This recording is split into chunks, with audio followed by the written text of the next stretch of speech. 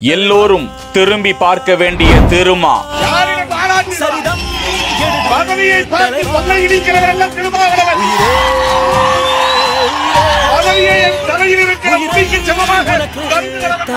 சட்டம், சமூகம், அரசியல் இதற்குள் கட்டுப்பட்டவரா திருமாவளவன்?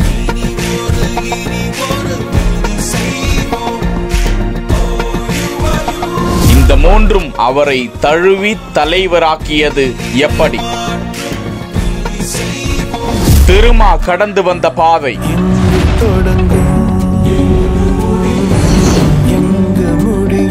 திருமாவளவன் சிதம்பரத்தில் மீண்டும் மீண்டும் வெற்றி. மாநில கட்சிக்கான அங்கீகாரத்தையும் காப்பாற்றி வரும் தலைமை. இன்று அவரிடம் 4 சட்டமன்ற உறுப்பினர்கள், 2 எம்பிக்கள். இந்த வளர்ச்சி சாதாரணமாக அவருக்கு கிடைத்து விடவில்லை. சுமார் 30 ஆண்டு காலம் அவர் கடந்து வந்த கடுமையான காலங்கள், சவால்கள், விமர்சனங்கள், தோல்விகள், துரோகங்கள் இன்று ஒரு வெற்றியாளராக அவரை முன்னிறுத்தி இருக்கிறது. அவர் கடந்து வந்த பாதையை சுருக்கமாக பார்ப்போம்.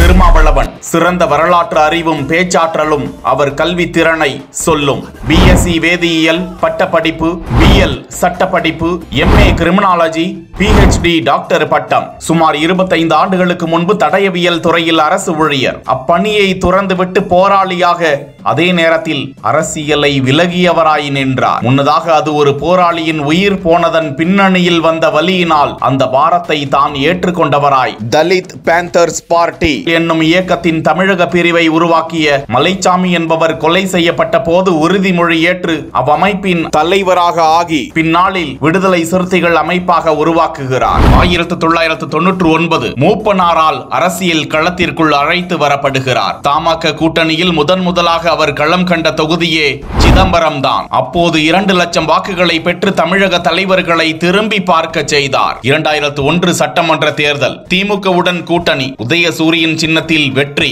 முதலாவதாக சட்டமன்றம் அடியெடுத்து வைப்பு. திமுகவுடன் மனக்கசப்பு.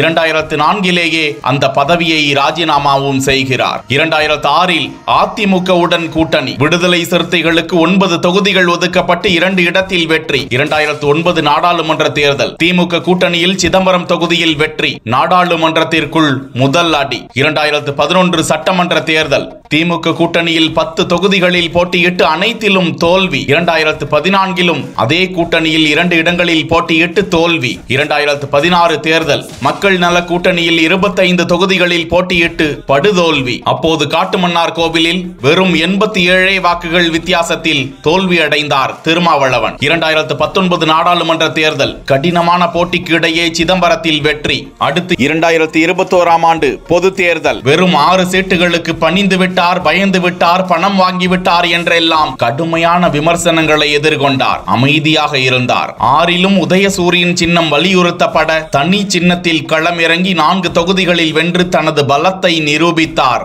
அடுத்த கட்டமாக திருச்சியில் பிரம்மாண்டமான மாநாடு. அடுத்து திமுகவோடு கடும் இழுபறி பேச்சுவார்த்தைக்கு பிறகு நாடாளுமன்ற தேர்தலில் தற்போது 2 தொகுதிகள் ஒதுக்கப்பட 2லும் வெற்றி. 34 வருட கடும் உழைப்பும் பொறுமையும் அவருக்கு இந்த நற்பெயரை சாதி மத பேதம் கடந்த ஒரு தலைவராக மக்கள் மத்தியில் நிலைநிறுத்தி உள்ளது.